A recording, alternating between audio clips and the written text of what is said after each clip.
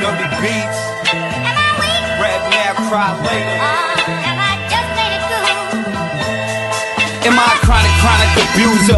Trying to steal a limelight like Red and Meth stole a dooster. Without your pack of lies, all pack of shooters.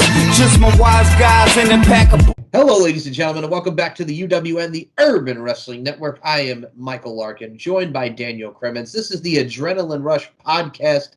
DC in the place to be, baby. My dude, how are you doing tonight? Living the dream on a beautiful, cold Sunday night. It is. It's a very cold Sunday night here, man. I got to say, here in South Carolina, we're getting a lot of breeze. We're getting a lot of winds. It is cold. You're doing your thing over there in upstate New York, my old stopping grounds, the state of cold. It's cold as hell? It's winter is coming. It's not just Game of Thrones. It literally is coming, man. Winter. I can't believe it's already here. Dan, we're already at the tail point, the end of 2021 coming up. How nuts has that? How nuts is it to think about that, man? That we've already... Honestly, it seems like as you get older, time speeds up. Right? Like, and honestly, like, what a year. Like, when you think of wrestling, like, everything that has happened, like, you think, think back, like, say, in all the time that Impact has been around, just we use them as an example. Yeah. Been around, what, 20-ish years, give or take? Oh, my God. Well, next year will be 20 years. We're 19 years old this year. Okay. So, just about able to buy beer. Yes. So, in that time, you, like, look at where the pro wrestling landscape is now. Like, then, WWE, top of the mountain. Very top. Now, those lines, like... It's the budget cuts. It's what it is, Dan. It's the budget cuts. Budget cuts. I think it's the getting ready to sell the Disney cuts. I look at it from a stance, too. Well, here's what's crazy, because I thought you were going to go there with this, and I'll mention this. Impact Wrestling starts in 2002. It's 19 years old, going on 20. Ring of Honor starts around the same time. No more Ring of Honor. No. Or at least that we think. So we think. I mean, they could revamp. I don't know, but it's going to be very interesting to see because that came out of nowhere for a lot of professional wrestling. Yeah. And I think the rumor that I'm hearing, and I think this kind of is the most likely. They started off as kind of being like a hodgepodge of, like, you know, the like kind of like what the N.W.A was, you know. Yeah, I mean, you had Eddie Guerrero there right after his WWE release. That was a big name for them to get. And you had the upstarts like Daniels, like Low Key, like Matt Sydal, AJ Styles, the whole nine. And some guy named Samoa Joe. Yep.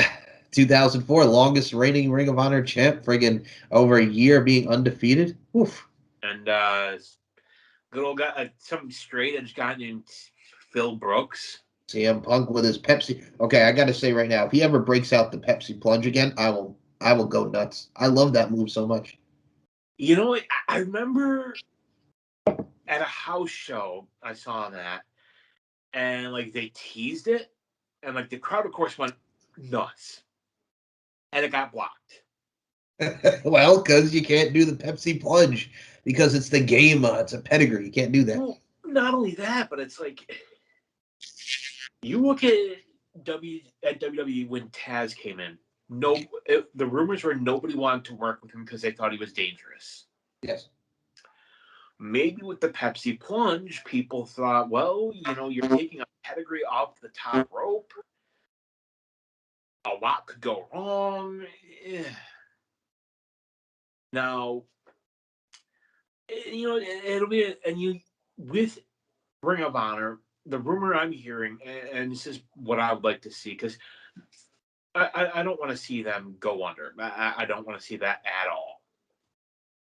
The rumor I'm hearing is that it'd be more what it used to be, where it's kind of like, it isn't like a centralized thing. It's sort of like a meeting place. Kind of like what PWG is out on the West Coast. Yeah. And it seems like a lot of the independents are going that way. Kind of like GCW. You know, you got... Well, that's the hot right now is Game Changer Wrestling and the deathmatch scene, Nick Gage. And it also seems like GCW is not just doing that. Like, they're doing, the other stuff too. Well, you look at it from a stance like ECW, you had the nice mix-up. We're going to go hardcore, but here's Eddie Guerrero versus Dean Malenko and Chris Jericho and Scorpio, and dude called Scorpio. Like, Game Changer, it's like, all right, we'll have the wrestling over here, but here's Nick Gage fucking going out of his mind and balls to the wall. So it's a nice mix. It's a nice blend. Exactly. And, and honestly, I think with them, Dark Side of the Ring was the best thing that ever happened to them. Yeah, I mean, people again, hence the title "Dark Side of the Ring." But focusing on Nick Gage, a man who was in prison, friggin' learned his lesson, paid his debt to society, and now here he is doing his thing, being on TV, having this underground of professional wrestling. Look at what we have with the Juggalo Championship Wrestling. We had a lot of the stuff that we see in GCW. We also had guys like God rest his soul, Trent Acid, doing his thing. So I mean, it's a mix. It's something that comes from the underground, and then we put it to the forefront. So it works. It does work, even though exactly. And the thing of it is, and I think you and I have talked about this. The thing about professional wrestling that I love is it's a buffet. There is literally something for everybody, and you gotta figure out what other people aren't doing and do that. You want the more storytelling based. You got your WWE. You want your storylines and your wrestling. You got an AEW. Yeah. You want strictly wrestling. You got your New Japan. But for the longest time, as far as mainstream goes, who was doing the hardcore bit? Really, nobody. really nobody. After ECW and then CZW Combat Zone Wrestling, that's what we had, and Juggalo Championship Wrestling to an extent. But at the same time, we never really had like that extreme that violence anymore when ECW shut its doors. Like stuff like that, and the same thing with Ring of Honor. Like they've had the Cage of Death, and they've done a lot of this stuff with CZW, all these extreme matches. But we've never had something like again how big this deathmatch stuff. I mean, FMW was highlighted with Dark Side of the Ring in Japan, but we really haven't had that niche. And I mean, it's something, again, you mentioned something for everybody, but at the same time, it's like, God dang, man. You know what I'm saying? We're going back to what we had in the 90s. And as I've said it to you, I've said it to other people. This is a phenomenal time to be a wrestling fan. There's so much out there, and with all these unfortunate releases with WWE, it wasn't like in the old days where you wonder, well, where are they gonna go? Now it's like somebody gets released, it's like, okay, well, where are they gonna go? There's so many places, and I think most of them are gonna do just fine. Agreed. And well, that's the thing, too. Like the 90s, it was like, okay, if you're not in WWE, you go to WCW, WCW, WWF, or ECW. But you don't have that. And again, 2002 was the year where, okay, NWA TNA is coming into fruition. All there is WWE. Then, okay, I could go to TNA, or I could go to Ring of Honor, or I could just do the indies and I'll be just fine. Now it's, okay, if I'm not in WWE, it's not the be-all, end-all. I can go to AEW, MLW, NWA. I could go to Impact. I could go to Game Exactly. And, to borrow a term, with GCW, all these companies and the internet, it really is a game changer. Really, pun intended, game changer, but it's true, man. Like, I'll be honest with you. WWE, as far as the main roster goes, Raw, SmackDown, NXT, like I said, ever since they've done the 2.0 stuff, and they're trying to make it more developmental, like when it first was in 2012, or if you look at OVW from like 05, 06, Yeah. just going to give you people, you never heard of them, but here it is, but we're still going to have your favorites like Ciampa, Gargano. I don't know, man. There's that disconnect with a lot of people with new NXT. And if the reports are true, Gargano's contract is supposedly up next month. Same with Kyle O'Reilly. Now let me ask you this. Yes. Assuming there aren't any more releases, do you think they both re-signed, or do you think one or both walk? Well, if I was Kyle O'Reilly, I mean, but my old tag team partner in Red Dragon, Bobby Fish, is over there in AEW, so we can have the reformation of Red Dragon. because Adam Cole's doing the stuff with the super click, then you could have him and Bobby Fish be that dominant Red Dragon tag team again. I think it was sweet. Johnny Gargano, I think he's going to stay. I think he just lost his spot. I'm going to say Gargano stays, O'Reilly goes. Go ahead, Dan. I think Gargano stays strictly because he's about to be a father. Yes. You know, I think the money's going to be there. You know, that and, you know, Shawn Michaels is like his biggest supporter. Yes. And Shawn, I from what I hear, is the one running NXT right now. But I think Kyle O'Reilly leaves. I think with AEW they need more tag teams. And who better than Red Dragon? Oh yeah, one of the absolute best tag teams. You know, I think it's a shame that they never moved the Undisputed Era to the main roster. I think they would have killed it. Yeah, I mean, we saw a glimpse of that with Adam Cole 2 years ago at the Survivor Series, and he had that great match with Daniel Bryan on SmackDown, but they did nothing with it. And I mean, they were all in NXT, great feuds, and I'm going to say Adam Cole and Pat McAfee was absolutely amazing to see. Shut up, Pat. Shut up, Pat. I mean, but still, it worked. And here's the thing: that's why I love with some celebrities, it's very hit or miss. Or with someone like that who was funny as hell on commentary and a dude who takes it seriously, that worked so well, and I was so happy to see. But yeah, no, that's good. I'm sorry. That whole thing, that whole, you know, kind of NXT invasion storyline happened on accident. You got to now. If for folks that maybe don't remember, and we're getting a little bit off topic, you know, but you know, I'll finish it up with this. I believe this was 3 years ago now, maybe 2 years ago. 2 years ago. It was at one of the Saudi events. I think it was a Crown Jewel, if I'm not mistaken. Yeah, that was the Crown Jewel that had no, that wasn't the one with that was the one where the Fiend won the title. Yeah. And that was the one where the plane got held up in Saudi.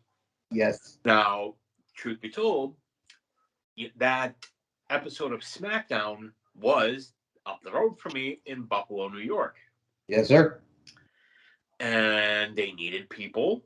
Well, NXT wasn't doing anything, so rushed them into town. And so that's where it happened. And you know what? You know, we got Adam Cole versus Daniel Bryan. We had Adam Cole versus I think we had versus Rollins the following week. Yep. We had the girls come in, Rhea Ripley and Shayna, and you had the girls going against Charlotte and all the girls, and it worked very well. Tegan Knox was there. Oh, it was beautiful. And you know what? We need more of it. We do, but unfortunately, we're not going to get that this year, which is why it's so funny with the Survivor Series.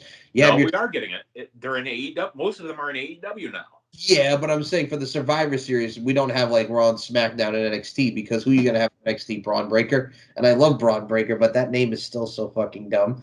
And, you know, it just, most of them are in AEW. And I mean, that's cool, but it's going to be very interesting to see where we go with the women's and where we have with a lot more of the guys coming in. I mean, they're doing CM Punk and Eddie Kingston. I will say this, Dan. Animosity is there, but here's what the problem is. They hot-shotted it. It's just like, oh, he interrupted my interview. Let's talk about why we have animosity. Let's have a match. It was so hot-shotted. They could have done more with it. You know, I'm more of a fan of like the slow build. Like this, like right. I'll be honest, what they are doing with Adam Cole and Adam Page, or not Adam Cole, Kenny Omega and Adam Page. Yeah. Has been perfect. I mean, you start from 2 years ago, and then they're the tag team, and now he's over here, and it works. It blends everything together. And it's, to me, I like the slow burn. You know, I like a good story. You know, to me, a good pro wrestling story, it's like a good meal, like a Thanksgiving meal. You know, it takes time.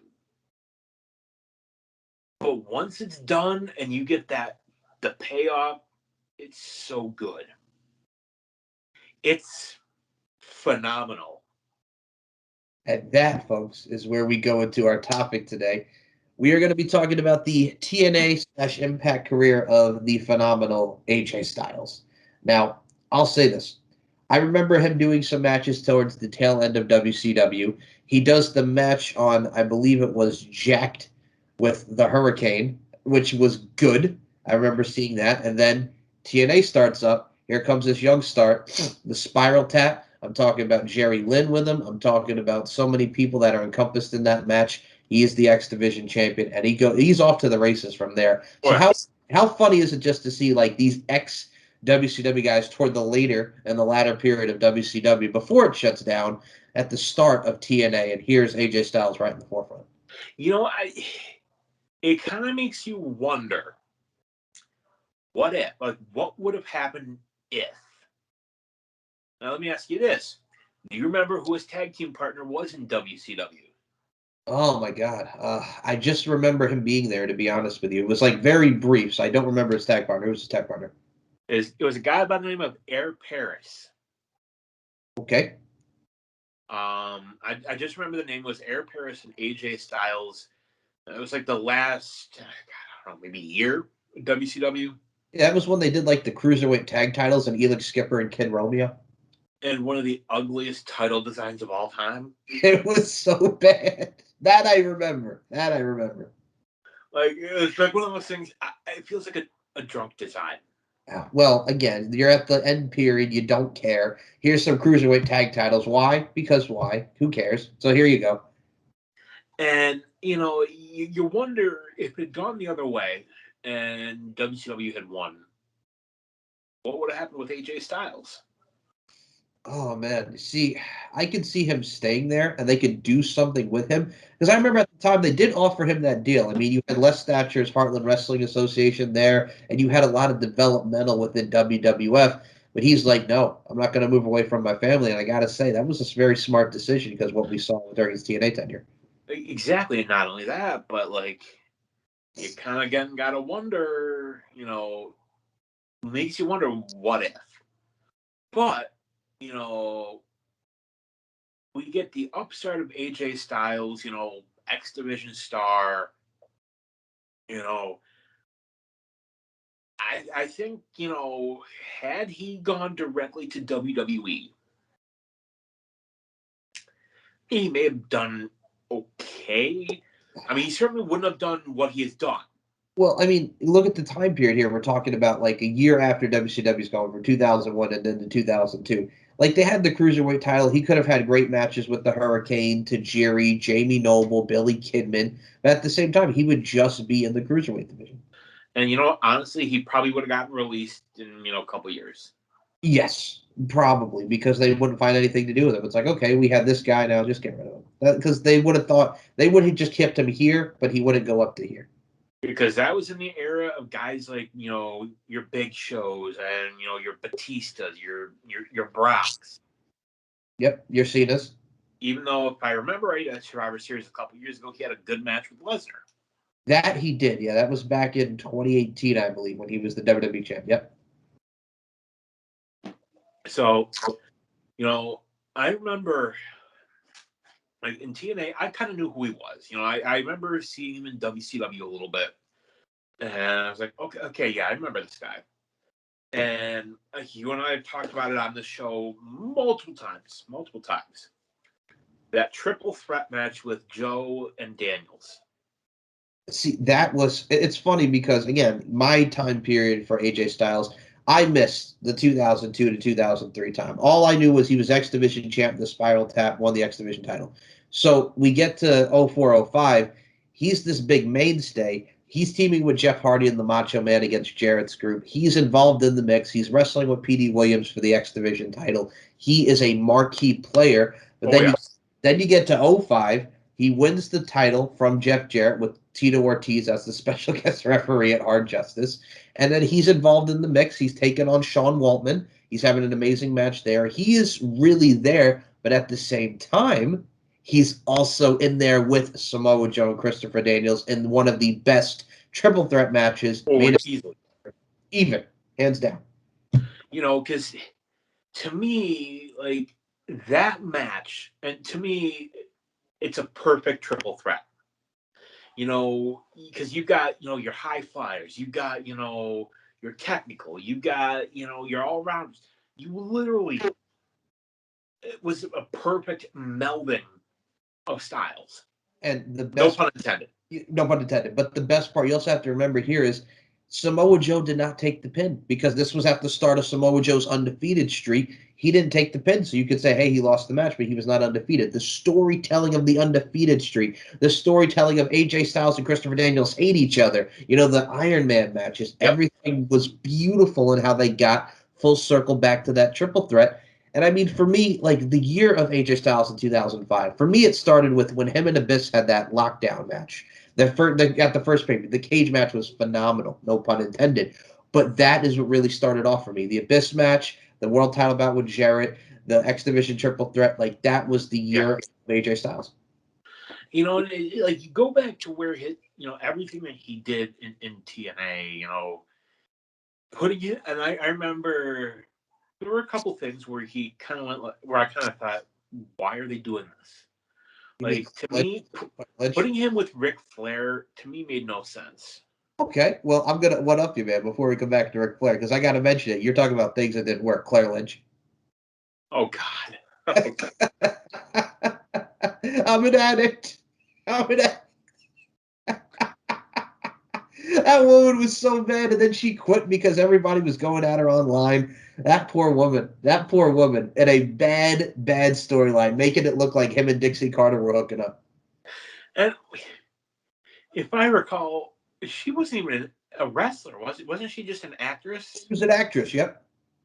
And now she wants nothing to do with the wrestling industry. Because people were going at her, and she's like, all right, this is not what I signed up for. I'm out. And didn't she like expose like the whole thing, being like, "This is what happened. This is what they told me." Yeah, she pretty much did. I remember that.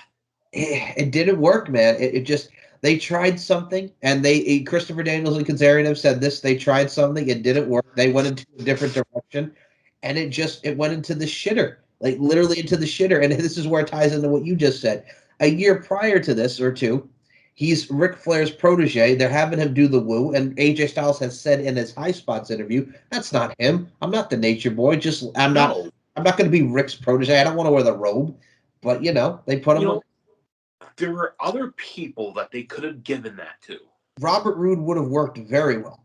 Robert Roode, Kazarian even would have worked. But they went with AJ. And I know they had the fortune thing, but that's not AJ Styles. Well, I think the reason they went with him, and maybe I'm wrong, is, you know, he was their franchise player. You know, you look at, you know, different companies. N.W.A/WCW had, you know, your Ric Flairs, your Dusty Rhodes, people like that. Yep, your Stings. WWE, you know, you had your Hogan, your Savage, your Warrior, people like that. You know, WCW in later years had, you know, your Stings, you know, your DDPs. TNA, you think of like a Mount Rushmore of TNA. And I'm not talking wrestling in general, I'm just talking TNA. You know, you think front and center, AJ Styles. For me, I would just even put him on there because another one of the favorite matches, this also goes back to a triple threat. Styles, Daniels, Chris Sabin. When Chris Sabin, it's on the highlight page, he drop kicks AJ Styles off the friggin' X Division, the wire, and he took that bump and landed on the back of his neck, and it was ugly. I remember that. Oh, that was nasty. It was.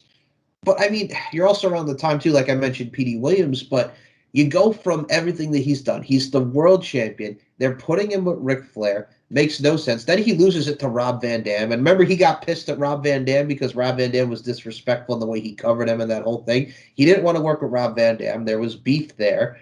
Then they pretty much just put him really in like a feud with Kazarian over like the love of Ric Flair, like who wants to get Rick's attention. And it did nothing, man. It really did nothing. Like he was coasting. He was legit coasting after that. I think that hastened the departure, you know, of AJ. Now, I will say this. The last big storyline with him, you know, where he was kind of pulling like It's kind of reminiscent of the Sting Crow gimmick in WCW. Oh, the Aces and Eights storyline. Yeah. Yeah. Now, for AJ's part in it, it worked. You know, now to me, where it fell apart I think it was Main Event Mafia, and maybe I'm wrong because it's been a number of years. You know, it was Main Event Mafia, and it's like, well, who's AJ Styles gonna side with? And then he doesn't. And that the music hits his Evil Ways theme. Yeah. Which I'm sorry, that's a cool theme. It worked for him. And he comes out, the music stops, and then his old Get Ready to Fly theme hits, and it's like, oh, so now everything's back to normal? Okay. Oh my God. That's where it fell apart. So they did the thing where whose side is he on? Then he sides with not the friggin' then he takes out the Main Event Mafia too because he just wanted to do his own thing, but he's not with the Aces and Eights. He's his own man, Evil Ways. He's riding on a friggin' motorcycle. Everybody wants to know what's going on with AJ Styles. Where is he? He's dodging everybody, and it didn't. That whole thing that they did with the Aces and Eights, even making Mr. Kennedy join the Aces and Eights because if you can't beat him, join him, and it's like this makes no sense. He's friggin' literally just like, you're fighting him. Oh, these Aces and Eights. It's fucking Mr. Kennedy, Mr. Anderson. He's ready to go after him. And I was like, oh, I'm getting my ass kicked too much. Let me just join them. What?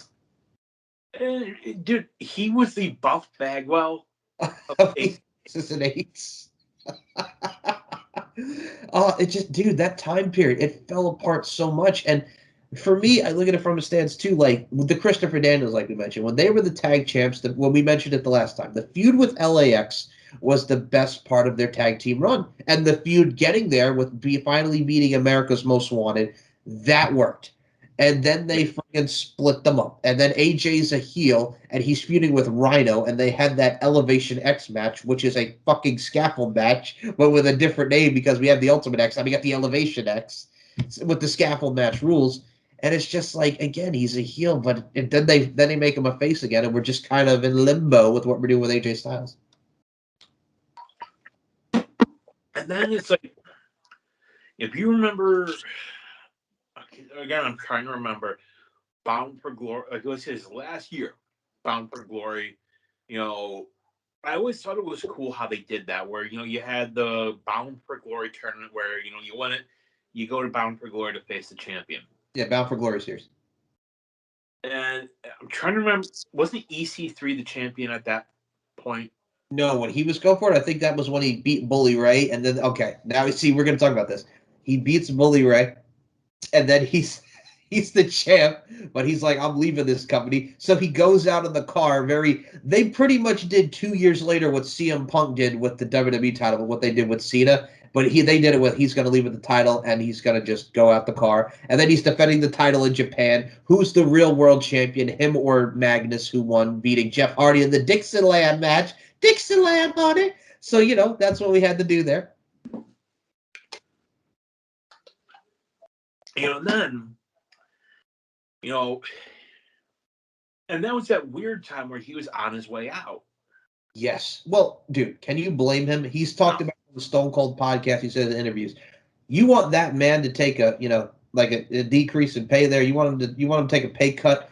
I've been here since day one. I busted my ass.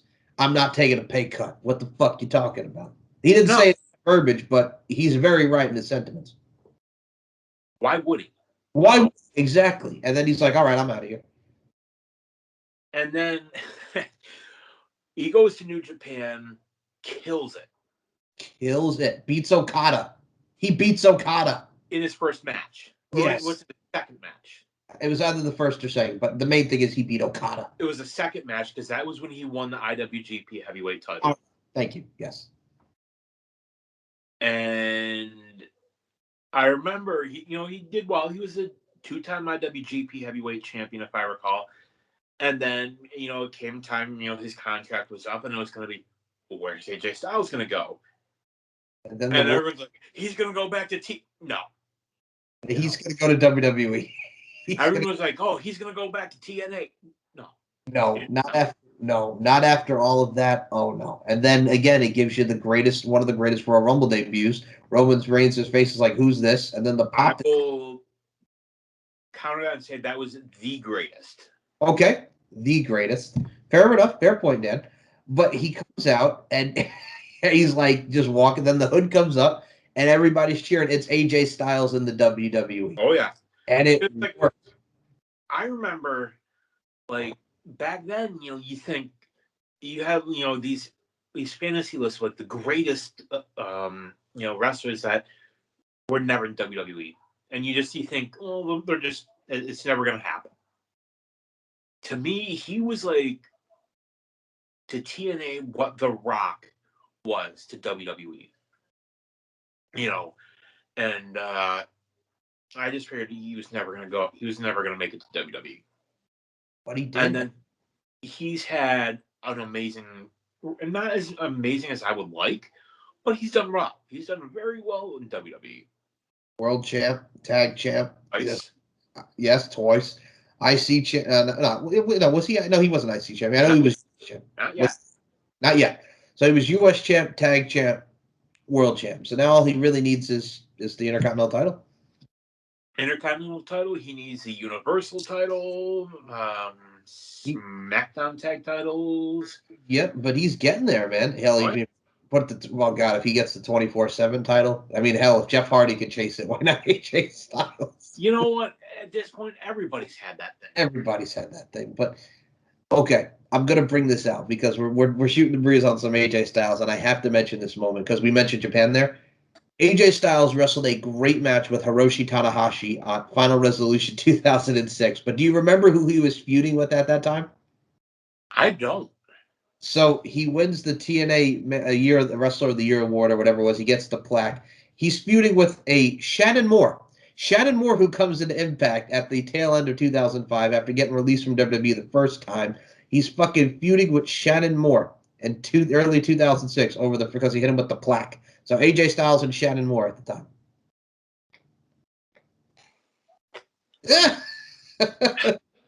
Again. Yeah. Storyline. Yeah. Yeah. But still, at the same time in TNA, this was when Shannon Moore was still screwed up. He didn't last in TNA too long after that. Because if you remember, he was the reject Shannon Moore on WWE's ECW, and CM Punk called him a poser. And that was his first feud back in WWE with CM Punk. Like, why? Why? I don't know, but he was the reject. I'm the Prince of Punk, and I'm bringing sexy back. Because if I remember right, he went to WWE right after WCW folded. Yes, right after. He was just Shannon Moore. Look at me, I'm in the cruiserweight division, and he was with Matt Hardy, version 1. Version 1, and that worked because the version 1 they were boys, and he was that little MFer, the Magnitude follower, and then he gets MFer. Then he gets fired. Then he's in TNA briefly. Then he leaves TNA, and then he's back in WWE. Then he has like that short feud tag team with Jimmy Wang Yang. Gets fired again. Comes back to TNA with Jeff Hardy in 2010, and then he's big. Yeah, it was. Didn't he do something with? Was it Jesse? Yeah, that was it. Ink Inc. They were Ink Inc. Now, if I remember right, I think Shannon Moore is doing tattooing now. I think he's doing wrestling school. I think he's in wrestling school now. He's done a lot of wrestling events in Florida, and he has the Gas Chamber Inc. in Southern Pines, North Carolina, which I don't even know if that's still open, but he had his own tattoo shop. And you know what? Good for him. Good for him.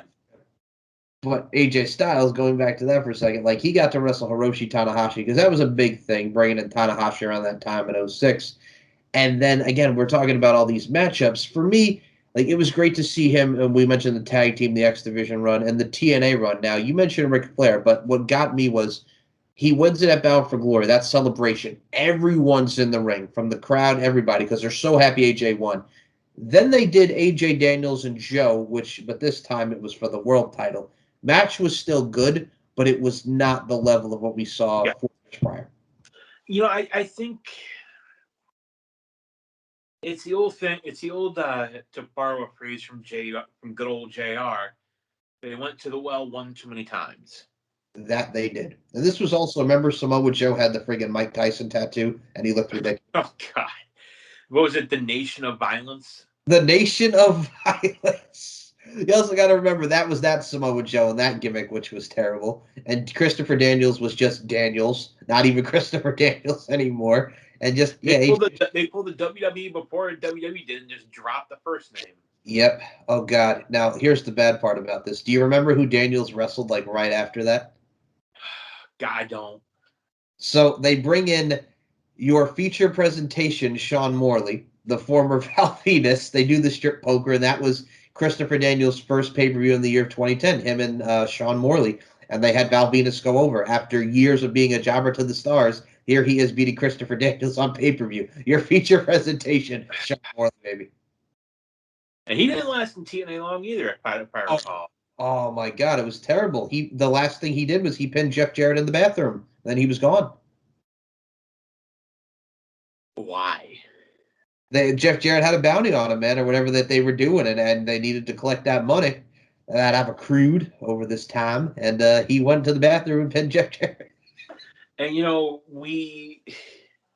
the one thing that I will say is, there are some guys that need stables, that need,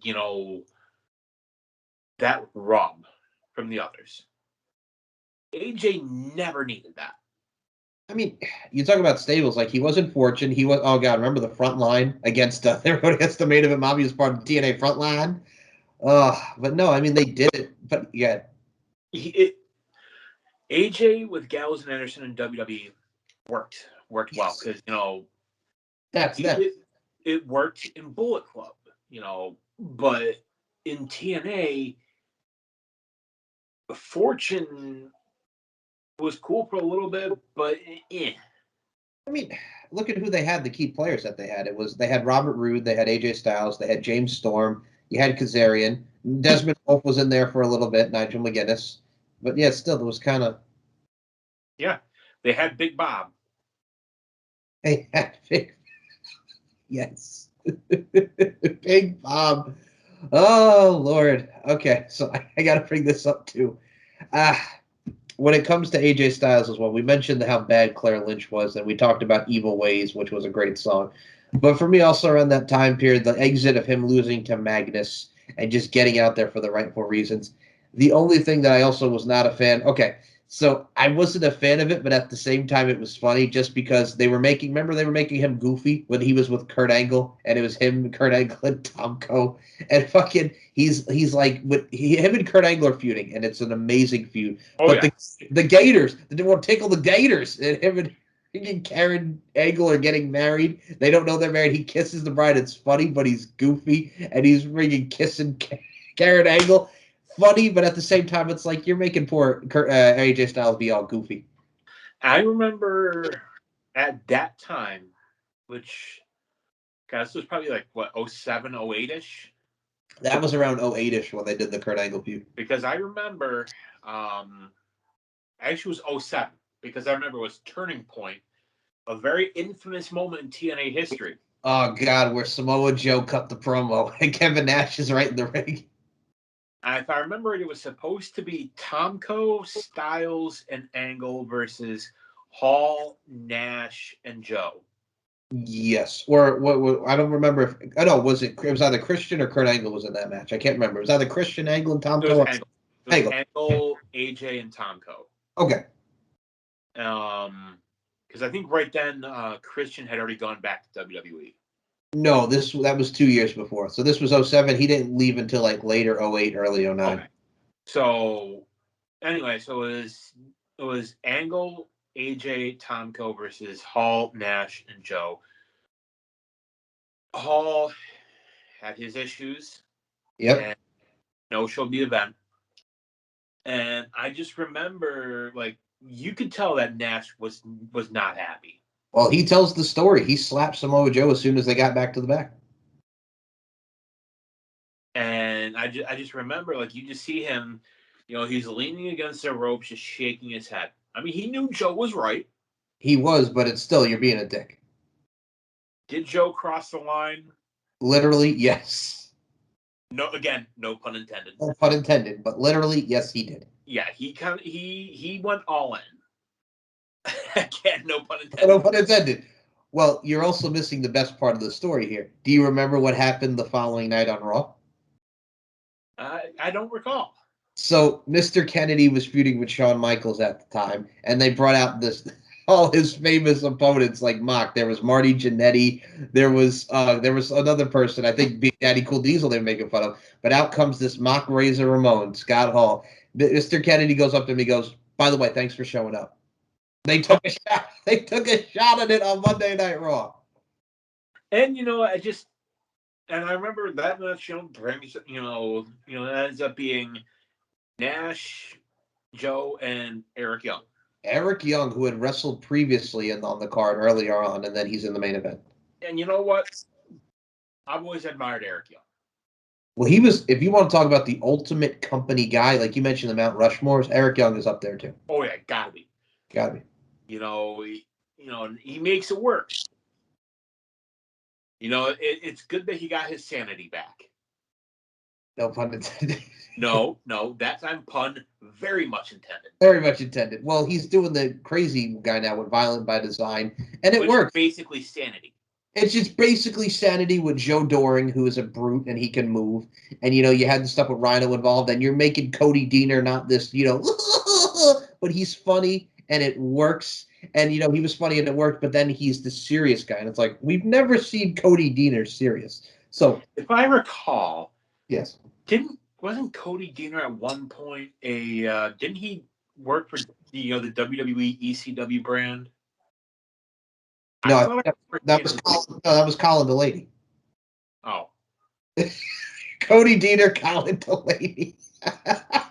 No, well, he was the one that was in TNA. He was like ODB's boyfriend the first time, and then he somehow won the Knockouts title. Like, I'm just saying, I thought I remember seeing him in WWE for something. I could be wrong. Oh, yeah. No, you're right. He was in the Angle Invitational back in like 2005. He wrestled Kurt Angle. That's where I remember the name. Yep, you're right. But you know what? I will say this. Lately, TNA has been doing some good stuff. When you think of Impact Wrestling and what they're doing now, again, they're bringing in a lot more people. They're bringing in just this whole new ideology of here's where we could be, where we used to be. Here's this new crop of talent. We are Impact Wrestling. Boom, let's go. And it works. And it feels good to be a fan because you've always, like, it's been very flip-flop. It's like, oh, my God, TNA's great. They finally have found what they needed to do. And they've done it for, like, years. Exactly. And, and I know we were critical of, we figured Josh Alexander's going to be the guy. Yep. And then, they have Moose basically steal it from him. And that promo. That was a good promo. That's the thing, and we've said this, and Chef has said this too. You have to, and Jorge, you have to push Moose. Moose is the guy. I'm sorry, but Moose has been screwed multiple times with not getting the world title. Oh, yeah. And he deserved it 3 years ago, but here he is 3 years later. Now he has it, and he's going to be amazing as the champ. Him and Josh Alexander in a feud is it's awesome. It's a good time for Impact, man. Exactly. And you know what? You look at a good storyline. Mike, if you're watching a movie, and the good guy wins the title, lives happily ever after in the first act, do you want to see that movie? I mean, I've already popped. I've already got my pop. I don't need to see any more of this. He won. I'm done. And let's say there's another. If the good guy wins the title in the first, gets the girl, has that first 30 minutes, and you've got another hour and a half left in the movie, you're going to be sitting there like, now what? Yeah, exactly. Now, yeah, exactly. You got the sympathetic baby face. The whole storyline is going to be him trying to get it back. And don't get me wrong, Josh Alexander will take the title off Moose at some point. But now, I kind of equate it to, how Braun Breaker cut the promo in NXT, like he loses to Ciampa, but he's like, something, Ciampa, someday I'm going to get another shot and I'm going to win. This is Josh Alexander right now. He's the Braun, like Braun Breaker is in NXT. Yep. Only he didn't have to rehash an old storyline with Chucky. Oh, God, for the love of God. The Halloween episode that they did, and Braun had to bring that back because he went after his daddy. in WCW. The whole thing with Chucky. Braun Breaker.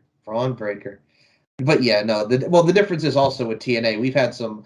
Okay, now here's the thing that I will say, because this also applies to TNA. AJ Styles in the turkey suit. The turkey bowl was always a thing. The turkey. Each and every year, someone had to wear that damn turkey suit. I know AJ Styles was one of them. So I mean, he got to wear the turkey suit. You know, he's done some questionable stuff, but like you think of everything that he has done, you know, in like the various iterations of AJ Styles and TNA. Yeah. He literally did everything except an Eric Young, and he never won a knockouts title. Well, I mean, like we mentioned with the Karen, he was goofy, and like I said, was mixed about it, because it's like, all right, this is funny, but at the same time, AJ Styles is not a goof. You know what I'm saying? He's the phenomenal AJ Styles, but he made it work, and that's the thing. He can play serious. He can be straight laced. Yeah.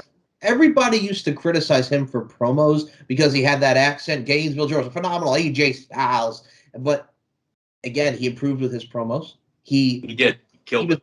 He did. He was never bad in the ring. The promos. You see a lot of that with wrestlers too, because that actually is a great topic. They're great wrestlers, but on the mic they suck, and he doesn't suck on the mic anymore. Yeah, like you will, and I think with AJ, he needed, if he had gone straight from TNA to WWE, he would have been mid card at best. I could maybe see an Intercontinental title run if he was WWE, because we were talking about, what if. I could maybe see an Intercontinental title run, maybe. But that would have been it. That would have been it. But when he went to New Japan Pro Wrestling and won the IWGP Heavyweight title back then twice, if I'm not mistaken. Yes, sir. That got him notice to where, when his contract with New Japan came up, WWE sees that and thinks, we have to have this guy. The one thing I will always criticize, and I love that Chris Jericho stuck up for him, but the fact that Vince McMahon wanted him to lose in a squash to Ryback, and then Chris Jericho's like, no, like he's really good, and him and Jericho had that match, which was awesome at that WrestleMania. Think of that. We almost would have got him getting squashed very briefly by Ryback. Oh, and Ryback still is trying to come back. Ryan, can you just go away, man? Like really, like, come on. Like, the fact Mansoor told him off was absolutely amazing. And I love Mansoor for it now. Because it's like, dude, shut your punk ass mouth. And you know what? I will say this. Mansoor has earned it. Like, he's putting in the work. And he's good. You know what? He's not bad. Like, his match with Ali was good. For what it was good. It was entertaining. That's my problem, Dan, is because he's a great wrestler. He can work, but it's like the Saudi Arabia tie-in is like, and it's like, here's the thing. You put him in there with Cesaro, and you put him in there with Elias in Saudi Arabia. Of course he's going to get the win, get the big hometown love. But if this was on, like, in the States on, like, a Raw or something, he'd be getting squashed. That's the problem. But he works. And what also works is AJ Styles, because here's what we also have to mention. AJ Styles. We touched upon the Ring of Honor stuff. We touched upon the WWE stuff.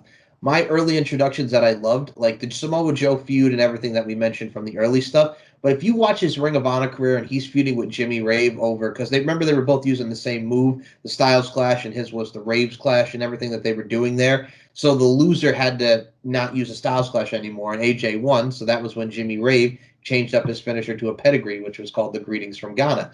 So that type of storytelling there, and when TNA and Ring of Honor were working together in the mid-2000s, that is something that also stood out, and he was a big part of that relationship.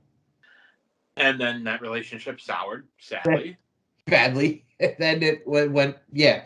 I think the last memory I remember of the TNA Ring of Honor working relationship, like Christian did like 2 matches there. I was there for one of them. It was a tag match with him and Colt Cabana against Bryan Danielson and Christopher Daniels. Then he had a singles match with Christopher Daniels, and that was it.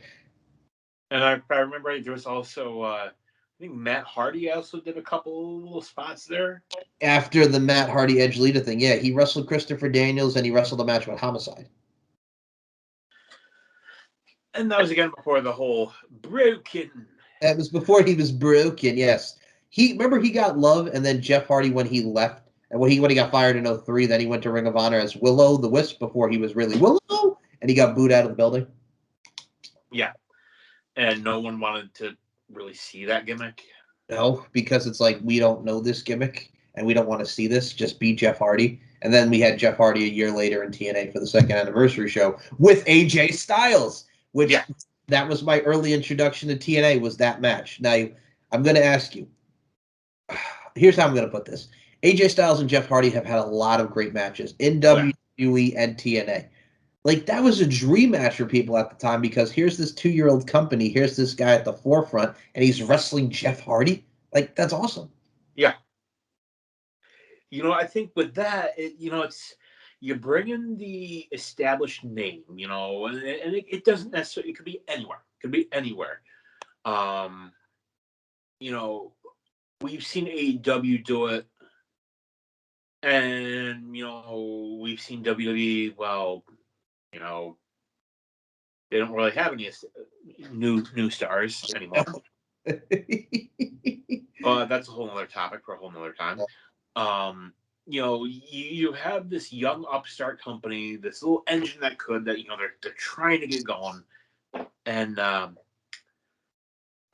you see him, and then you see Jeff Hardy, and killing it, and you get that rub from the experienced guy, and you don't always have to have the experienced guy go over. You don't always have to have the rookie go over. And you know what? It worked. And it also brought out the schmozz with Kid Cash and Dallas, Lance Hoyt, which worked because it continued the feud with AJ Styles and Kid Cash. But at the same time, you also brought in Jeff Hardy to go then against Jeff Jarrett. And he's wrestling Monty Brown. And he's doing all these matches. And AJ can go over here and still do his thing as the X Division champion before Big Bad Samoa Joe comes in. So it works. And it's one of those things, too, like you mentioned, like he can work with anybody. Like you put him in there with anybody. It worked. His feud with Douglas Williams. And Doug Williams was an amazing talent. We mentioned Abyss, Christian Cage, like anybody. Yes, the Sting feud worked, and he had a great match with Sting, and it would gelled so well. And just the hype for it with Mike Tenay, beautiful. Kevin Nash, where he lost the Legends title after beating Booker T for the Legends title, which has become numerous titles. But yes, I remember him and Kevin Nash. That match was all right. So he could work with anybody. Anybody. The thing I love, normally you would think of a title, you would think, oh, they would just, get a new one made, right? No, but they can't. Well, here's the problem. That was Booker T's title. They gave it to Booker T. Like they introduced, I'm the Legends champion. Here's Booker. He's defending it, dude. He's defending the fucking title. That is supposed to be christened for him. Yeah. Well, and then what was it after that? It was the global title, right? Yeah, it was the global title, and then it was the TV title. They put a covering over the word Legends. And they made it global. And last I knew, the belt got sold to a private collector for an insanely ungodly amount. And you could tell where it'd been edited. Now, I do think when they brought it back for the King of the Mountain title, it was different. Because if I remember, it was on a black title. But, I digress. Yeah, no, they brought that back with the King of the Mountain title in 2015, and then we had Robert Roode and fucking PJ Black was there, like you mentioned, Justin Gabriel. But then Eli Drake had it, Eric Young had it, Bram had it, Bobby Lashley had it, and then that was it. That was it. Yeah. Didn't Bobby Lashley have like every title at one point? Oh my god, dude! He had all the titles. He beat James Storm. He beat everybody, man. He was the X Division champ, the fucking King of the Mountain champ, the World champ. He had everything. Bobby Lashley. And if I remember right, I think wasn't Abyss like the last person to hold that title? The TV title, yeah, he beat Devon. And then they brought it back as the King of the Mountain. That's right. Yep, that's what they did. Well, folks, don't get me wrong. There's a lot of greatness about TNA. There's also a lot of crap. really about TNA. Like really like crap about TNA. Like Christy Hemme going against the big fat oily guy because they're making fun of Big Dick Johnson. Which I don't even know what happened to that guy anymore. He was the executive producer on Lucha Underground. He does a lot of like executive producing. Okay, so I know he went back to WWE for a while and they brought back the gimmick.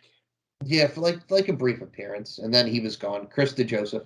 See, I still remember the one episode of ECW where they had him in the ring with Sandman. And he caned the shit out of him. Which just... Why? Because if he could beat the shit out of the zombie, God rest his soul, Tim Arson, I mean, why not? I mean, that's like... That would be like the equivalent of putting him in there with like Nick Gage. Right? That was WWECW at the time, man. You got to understand the mid-2000s were interesting times for both TNA and WWE, and including AJ Styles around that time too. So, I mean, you're on the staggering thing we mentioned: world titles, tag titles, X Division titles. He's done so much in Impact Wrestling and TNA. Hall of Fame. I'm going to say this right now. If he wasn't under WWE, I would love to see them get an honorable mention in the TNA Hall of Fame. He is in Wrestling Hall of Fame worthy. We need him in there. This is right there. Good. I think when it's all said and done, and AJ decides to call it a day, and I personally think he's getting to that point. Yeah, but dude, like, there's 2 Hall of Fames he could be in right there: the Impact Hall of Fame and the WWE Hall of Fame. Well, what I'm saying is, like, I think once that happens and he hangs it up, and he decides he's done being phenomenal, he's no longer ready to fly. You are, I am. I think he goes into both. Will he show his evil ways? Maybe. Yeah. Maybe he'll join it. Maybe he'll shoot some bullets and join a club. Who knows, man? You know what I'm saying? You might want to get that cat. You might get your calf crushed. You might get that phenomenal forearm. You might get that Styles clash between the two. Yeah, it'll be a real clash of styles. I will. But I think again, you think of some of the biggest names in TNA history, and we've covered a couple of good number. Abyss, Daniels, Joe. I think like their biggest star of all time, AJ. And that's the thing too, man. Multiple time champion, amazing talent, can make anything work. Okay. Phenomenal AJ Styles. And I'm going to say one of my personal favorite DVDs I have is the best of AJ Styles. Really showcase like the mid 2000s, and then you get later on. It's probably one of the best DVD collections that TNA has put out. So I will say this, for the phenomenal AJ Styles, we salute you, sir. And we can't wait to see you in some Hall of Fames.